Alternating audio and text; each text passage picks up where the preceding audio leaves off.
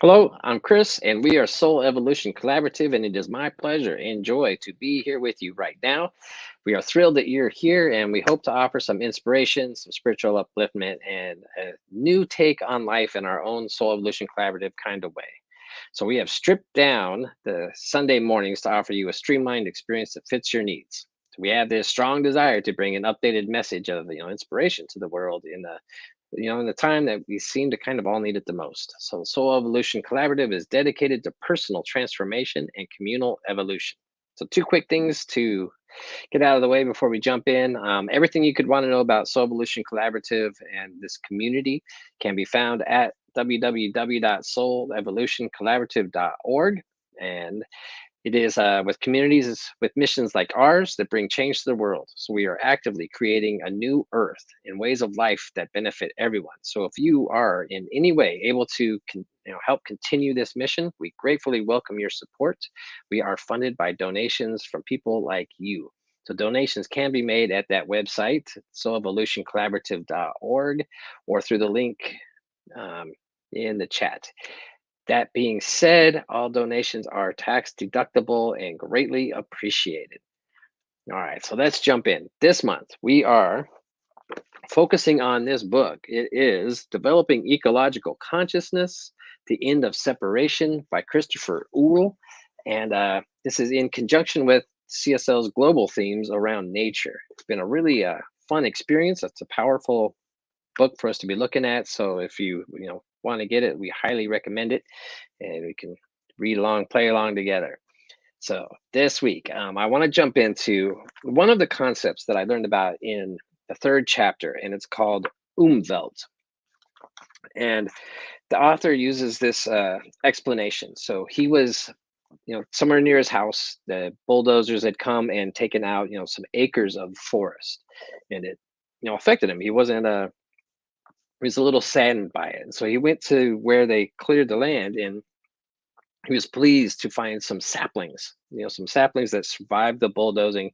And he was, optimistic, hoping that these saplings were going to make it. And so he, you know, from where he was, he left, and then, came back like a few days later, hoping to see that they had, continued to grow and thrive. And when he got back, he was really, saddened to find out that they were no longer there. They didn't make it. And so he was, like wondering, like, what happened. And then a friend of his suggested this practice. He said, why don't you try to like be in, as the sapling, and imagine like what could have happened. So he did. So he's like, okay, so I'm picturing myself on this tiny sapling. I'm struggling to survive in this, now like barren area. There's no bigger trees to shade and everything. So he's like, oh yeah, I'm feeling the sun. I'm feeling like kind of beaten down. And so he's feeling dry and parched and struggling. And then when the rains come, he imagines like, okay, and then rain came. He's like, and so you would think that would be the thing that would help. He's like, but no. So he's imagining himself as being that sapling. He's like, the rain had the opposite effect. It was like violent and traumatic, and like kind of like beating it down. Again, there was no shelter there. And so he's picturing himself just like kind of getting flooded out from this experience. And it was a profound thing for him. And then what he found out as he looked into it more, like there really was no word for this concept of trying to be in the space of this organism, until this biologist, a German biologist, Jacob von Uexküll, invented the word Umwelt to describe the process, to signify the world around a living being as that creature experiences it. So it opens up this whole thing. He uses this experience of stepping into a forest. I really like this one because I can picture that myself. He said, when you step into the end of the forest and you think you see the forest, you really only see a sliver of that forest, only as you perceive it. But if you imagine yourself as, like a doe, you see it from the angle and the height of a deer, and you see like maybe the foliage that looks like a good snack. And what else would the deer see? Maybe places to where he can maybe, or she, a doe, could find places to hide, or maybe, you know, shelter if like rain comes? So what kind of things would a doe experience? And then how about like the earthworm that lives in that rich soil of the forest? What's the forest like for that? So what the author is saying is that the forest is a rainbow of experiences, but we only see this tiny one. So the more time that we get to, be out in nature and experience all the different life forms and organisms out there, the more perspective that we get of all these different, nature experiences. And by doing that, we really open ourselves up to the bigger nature, to that bigger thing. So this week, for the global themes, CSL Global Themes, that's kind of like our overarching organization that we are a part of. We are focusing this week in particular on water as it, pertains to nature, living everyday wonder. So really opening up from a mindful perspective. So I thought that I would share a couple slides. So I'm going to put this one up first. So for anybody that's not able to see this, or not, maybe you're just listening to it, or maybe you're visually impaired. This is a picture of our planet as taken from outer space. So it's just a ball shaped image with, you can see some swirling white clouds over the continent of North America. You can see some greenery where there is green plants growing, and it's just it's a beautiful image. Now, for a second, taking in that idea of Umwelt, if you are able to see it, take a second to breathe it in and just imagine what that would be like. Maybe being on the surface of the moon, or being at the space station looking out, or even doing a spacewalk. How what do you think this would look like? Can you just imagine what this ball floating there in the middle of space would feel like? Well, it's a fairly common phenomenon for astronauts, that they all have a very similar experience. And right now I'm losing track of what the word for it is. But anyway, let's get into, I have a couple quotes. So I'm pulling up the same slide in the background, but this first one is from Edgar Mitchell, Apollo 14 astronaut. And he said, "You develop an instant global consciousness, a people orientation, an intense dissatisfaction with the state of the world, and a compulsion to do something about it. From out there on the moon, international politics looks so petty. You want to grab a politician by the scruff of the neck and drag him a quarter of a million miles out and say, 'Look at that, you son of a bitch.'" Find that one kind of funny. It's also, kind of indicative of the times of how, male, gender oriented that is. We've come a long way since the time of Edgar Mitchell, but Edgar Mitchell was a compelling astronaut who went on then to start the Institute of Noetic Science, oh, IONS, which is also a pretty cool organization. One more quote here. So this is from Don L. Lind, another astronaut, and he says, "Intellectually, I knew what to expect.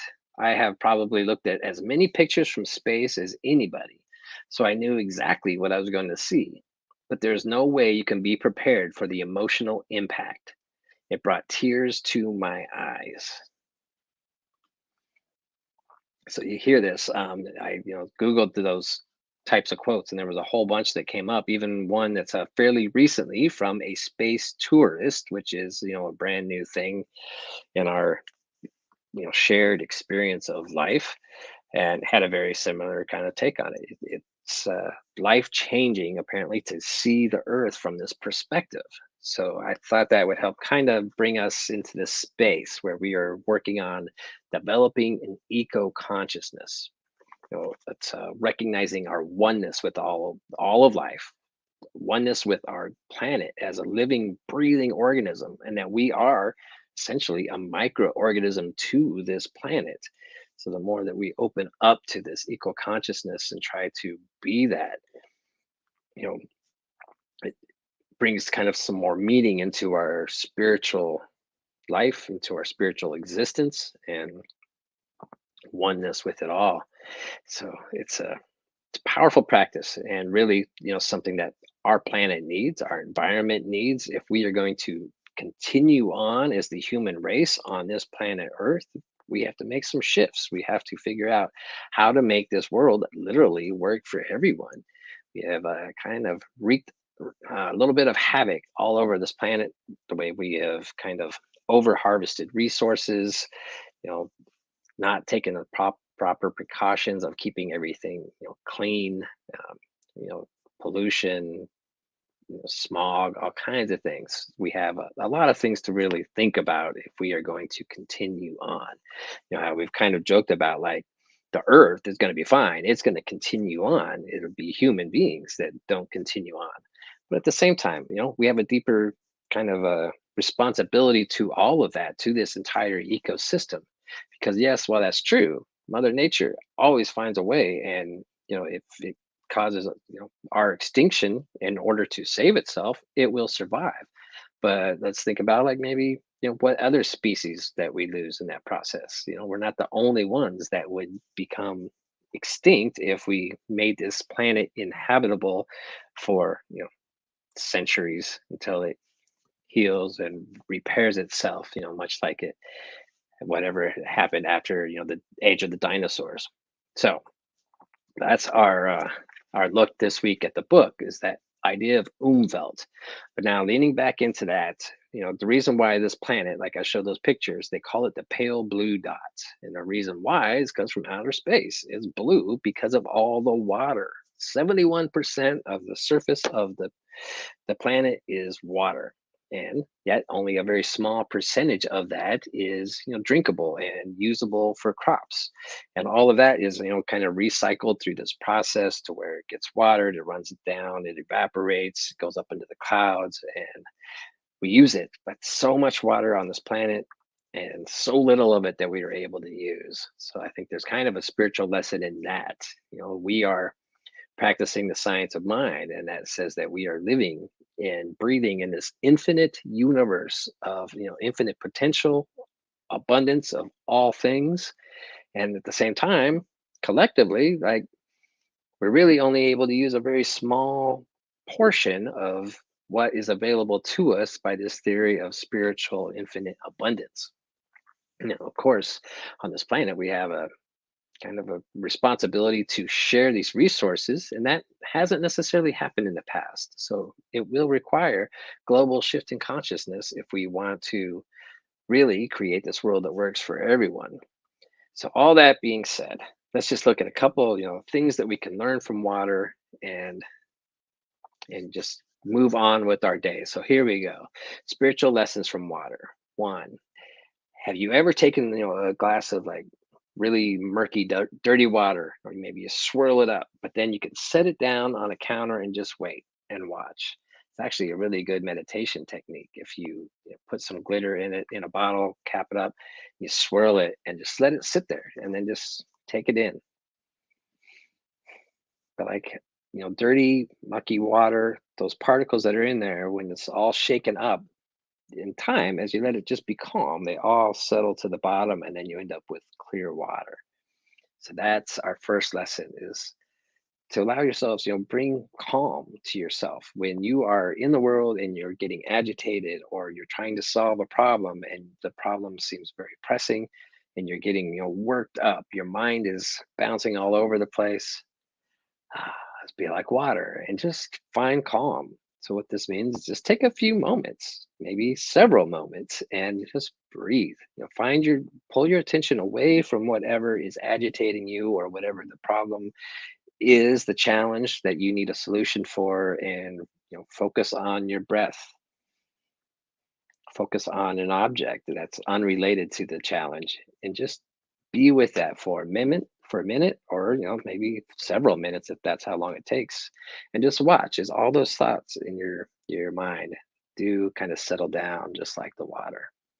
All right, the next one is to be flexible like water. So water, it adapts to its container. So our lesson to learn from water is adapting to change. Change is constant. It's the one thing that we always have. And water, can it forms itself to any container that it's in. It slips through cracks. It can find the tiniest opening. It just always, gravity just takes it right to where it needs to be, and it fits in. So for us, that lesson is really, yeah, adapting. noticing that challenges are going to come up. It was John Kabat-Zinn, I believe, that said something like, the waves are constant, the waves are always going to be there, but we can learn how to surf. So how can we take what's coming at us, learn how to you know change the things that we are able to control, and then letting go of the things that we have no control over, and just learning how to you know work with them and use them to our advantage, as opposed to this constant resistance. So that's be flexible like water. Now the next one is to just keep moving. It doesn't matter how fast you go, but knowing your direction and continuing on. So this is like the river. Rivers, the water in each little bit of water doesn't necessarily think about where it's going. It just goes, and it goes in the direction that it's pointed, and it's persistent. It is always moving, and it knows that it's going to get there. It doesn't have to stop and worry. So, in life, what's the rush? We don't, sometimes we get hung up on the destination, and we get upset like we're not there yet. We got to move, move, move. But as long as we're just moving in the direction of what we are feeling called to do, we don't have to rush it. We can stop and just enjoy the journey as it is. There was, I believe, Heraclitus was a philosopher that said, you never put your foot into the same river twice, because the water that's here now is different than the water that was here 5 seconds ago. It's constant change. And so, just knowing where you want to go, keep going and be persistent, just like water. It's interesting that the water, can really erode the rocks. Here's this soft, pliable substance, but over time and persistence, it can chisel away at the hardest of stone. So be like the water and keep moving. And then one last thing that I want to bring up is just the idea of stagnation. Stagnation in water is death. Water has to keep flowing in order to stay clean and healthy. And when it's not, then bacteria and other things just collect and then turn that water into poisonous water. So the same thing is in our life. It goes back to kind of that idea of keep moving forward, asking where we want to go. What is it that we are bringing into our life? Stagnation, looking at out into the world. I talked about this a little bit on Tuesday night with there's no hoarding in cells. So the organism of our body, cells are constantly giving and taking. It's like their nature to do. And when hoarding happens, then that's when like cancerous type growths start to happen within the body. Well, look out into the world right now. We're talking about nature, and essentially that's what all life and the economy, everything is all based around, is our shared use of the resources on this planet.